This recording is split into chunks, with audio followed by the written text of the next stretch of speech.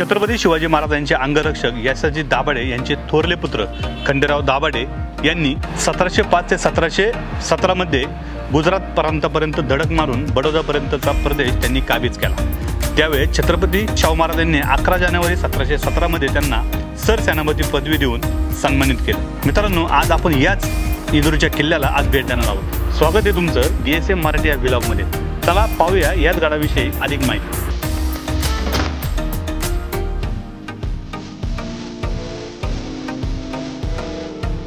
तळेगाव चाकण रस्त्यावरतीच तळेगावपासून अवघ्या 3 किलोमीटर अंतरावरती इंद्रायणी काठीच हा किल्ला तुम्हाला दिसेल।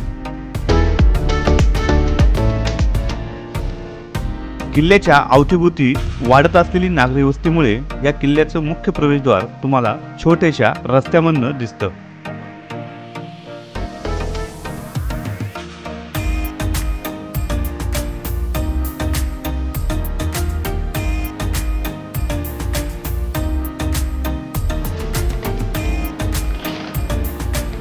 मित्रांनो, आपण या गडीच्या मुख्य प्रवेशद्वारामधून प्रवेश केल्यानंतर तुम्हाला या गडीचं मुख्य जे प्रवेशद्वार आहे याचा एक इतिहास सांगितला होतो।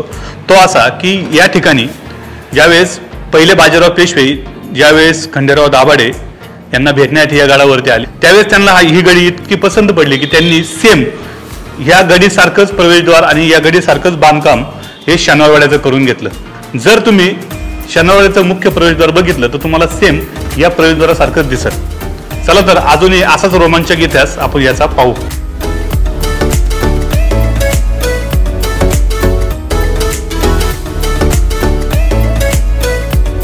तर मित्रांनो, आता आपण गडीच्या मुख्य दरवाजातून प्रवेश केला आणि आता आपण सरळ पुढच्या साईडला जिथं कडजाई देवीचं मातेचं मंदिर त्या ठिकाणी चालवलं आहे। आज आपल्यासोबत आहे माझा मित्र अतुल आणि आज दोघं मिळून आम्ही आज इंदोरीचे गडी ही पूर्ण पाहणार आहोत आणि तुम्हाला एक्सप्लोर करणार आहोत।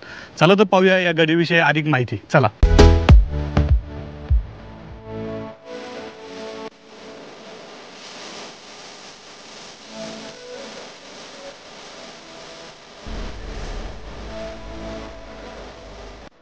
या गडीच्या एकदम मधोमध आल्यानंतर तुम्हाला या ठिकाणी कडजाई मातेचं मंदिर दिसतंय आणि या तुम्ही माझ्या पाठीमागे पाहू शकताय या ठिकाणी कडजाई मातेचं मंदिर आहे।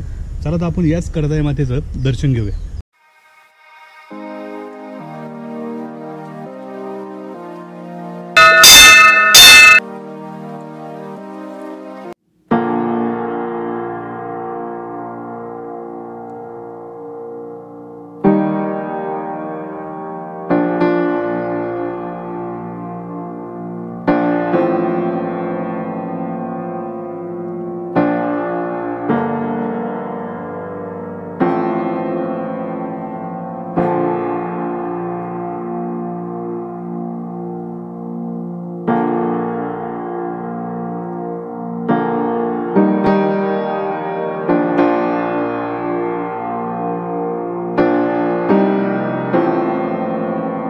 आपण दर्शन घेतलं आहे कडजाई देवीचं।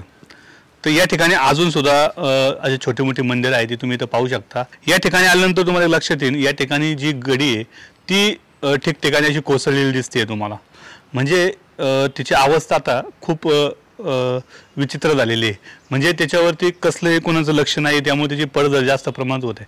आणि तुम्ही या ठिकाणी बघू शकता या ठिकाणी या गडीचे काही भिताडं कोसळलेले आहे, परंतु या जी तटबंदी तुम्हाला या ठिकाणी दिसते ही तटबंदी 1 2 3 अशा वेगवेगळ्या भिंतीमध्ये बनवलेली आहे।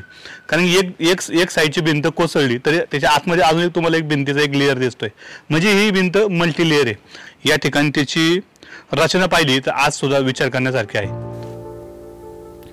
मंदिराच्या अवतीभोवती दिसणारे हे दगड हे समाधीचे दगड आहे, परंतु यावर कुठलेही नाव नसल्यामुळे हे कोणाच्या समाधीचे दगड आहे हे कळत नाही। तर मित्रांनो, आता आपण कडजाई मातेचं दर्शन घेतलं आणि या ठिकाणी तुम्ही पाहू शकताय या ठिकाणी हा जो बांध दाखवला हा बापूजी बुवा मंदिराकडे हा रोड जातोय। नक्की पाहूया हे मंदिर कसं काय आणि तुम्हालाही दाखवतो बापूजी बुवा मंदिर। चला।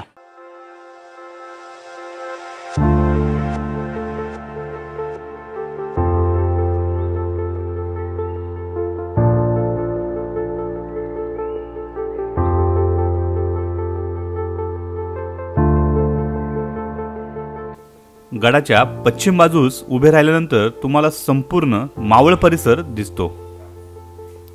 या ठिकाणावरनं नवलाख्याचा डोंगर, हारान टेकडी तसंच इंद्रायणी नदीचा जलाशय तुम्हाला या ठिकाणी दिसतो।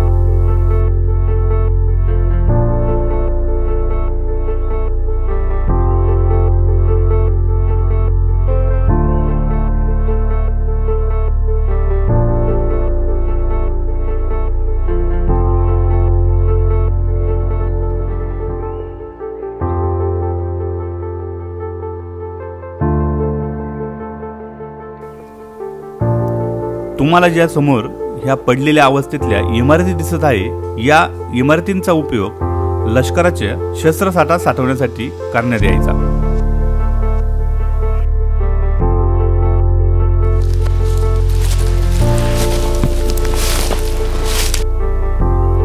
आता आपण मुख्य दरवाजाच्या वरती असलेल्या नगारखान्याकडे चाललो आहोत।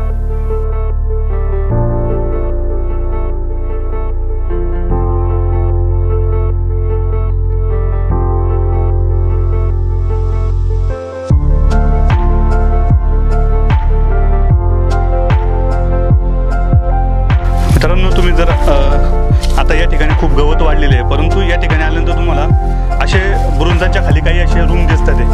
हे रूम तुम्ही तर पाहू शकता। आता आपण जे मुख्य प्रवेशद्वार आहेत महादरवाजाच्या वरती ज्या ठिकाणी तोप किंवा आलेल्या लोकांवरती लक्ष ठेवण्यासाठी ज्या खिडक्या आहेत ते पाहण्यासाठी आपण वर चाललेलो आहे।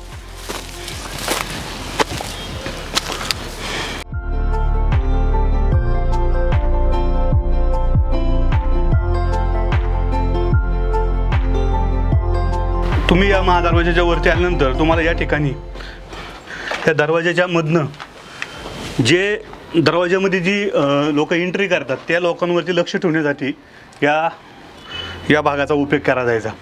तसं तुम्ही या ठिकाणी बघू शकता। जर या खिडकीतनं तुम्ही जर खाली पाहिलं तर तुम्हाला संपूर्ण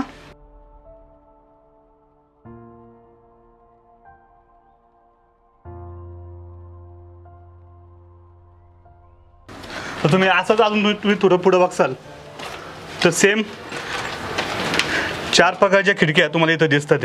तसंच या बाजूला जर पाहिलं तुम्ही इथनं तर या ठिकाणी जर इथनं तुम्ही आतमध्ये आले तर इथे एक मोठी प्रशस्त जागा तुम्हाला इथे दिसते। मुख्य दरवाजाच्या वरती असलेल्या नगरखान्यामध्ये आलेलो आहोत। तसाच या नगरखान्याचा उपयोग काळानुसार प्रत्येकाने वेगवेगळा केलेला आहे। काहींनी या नगरखान्यामध्ये दारुगोळा साठवण्यासाठी याचा उपयोग केला, तर काहींनी शिपायांना राहण्यासाठी, तर काहींनी याचा हवामहल म्हणून उपयोग केला। तर अशा वेगवेगळे उपयोगात आलेला हा हवामहल नगरखान्याचं बांधकाम हे वीट, माती, चुना याचं मिश्रण वापरून याचं बांधकाम करण्यात आले। तसंच याचं वरती तुम्ही डिझाईन सुद्धा वेगवेगळ्या प्रकारची इथं केलेली आहे। या बांधकामाचं विशेष असं की तुम्ही इथनं बाहेरनं या खिडकीतून तुम्ही बाहेरचा सगळा प्रदेश पाहू शकता, परंतु बाहेरनं जर तुम्हाला या खिडकीतून आतमध्ये पाहायचं असेल तर आतमध्ये तुम्हाला काहीच दिसत नाही। त्यावेळेचं बांधकाम करताना हा संपूर्ण त्यांनी विचार केला होता। तुम्ही तसंच बघू शकता या बांधकामाला डिझाईन तुम्हाला दिसते।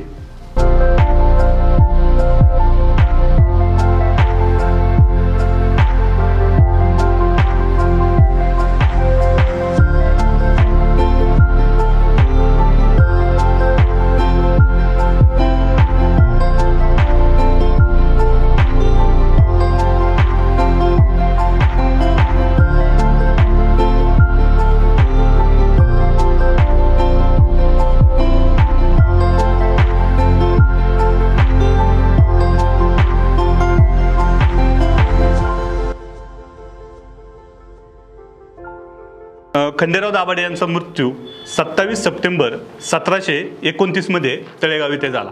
त्यांची समाधी बनेश्वर मंदिर येथे आहे। तुम्ही या गाड्याच्या 4 बाजूने बघितलं तर हा संपूर्ण याची तटबंदी कोसळलेली आहे।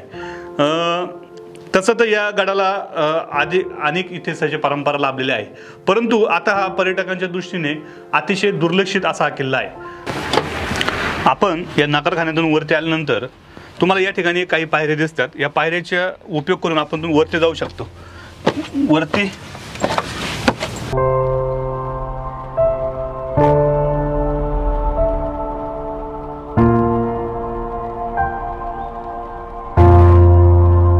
नगरखान्याच्या वरती आपण इथं आल्यानंतर तुम्हाला या ठिकाणी या भागाचा उपयोग त्यावेळेस तिथले शिपाई संपूर्ण परिसरावरती आणि किल्ल्यावरती लक्ष ठेवण्यासाठी करत असन. तुम्ही जर माझ्या पाठीमागं पाहिलं तर तुम्ही या ठिकाणावरनं संपूर्ण इंद्रायणी नदीचं पात्र तुम्ही त्या ठिकाणी पाहू शकताय. तसंच गडावरती चाललेली कुठलीही हालचाल या ठिकाणावरनं पाहू शकता.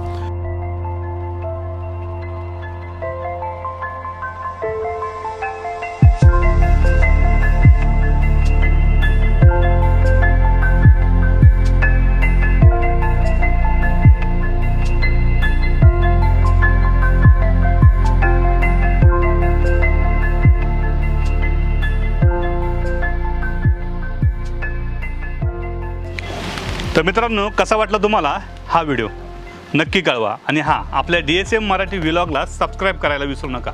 तर भेटूया अशाच नवनवीन व्हिडिओमध्ये. तोपर्यंत नमस्कार.